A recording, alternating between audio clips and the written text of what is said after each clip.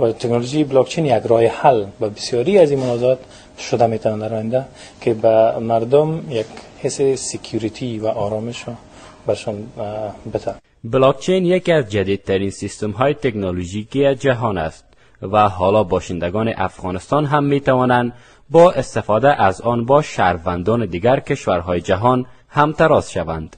آقای پرویز داود همچنان راه بیرون رفت از چالش‌های امنیتی، اقتصادی و اجتماعی در افغانستان را استفاده از خدمات بلاکچین عنوان می‌کند. من یک ضرورت می‌دانم که در وطن ما تکنولوژی بلاکچین یک ضرورت است. اگر امروز ما ایران نمی‌فهمیم 3 سال بعد 5 سال بعد یا آمدنی است سر راه ما و این بهتر خواهد بود که از این حال ما مردم خود معلومات دهی کنیم تا باشه که ما هم جمع کسایی باشیم که پیش دست باشیم و مقابله ما تقابل ما با تمام جوانای موفق دنیا باشه، نه با یک دیگر خود. دیگه هم یک ذهنیت دی است، هم یک فرصت کاریابی است و یک سیستم خوب طرح کردن و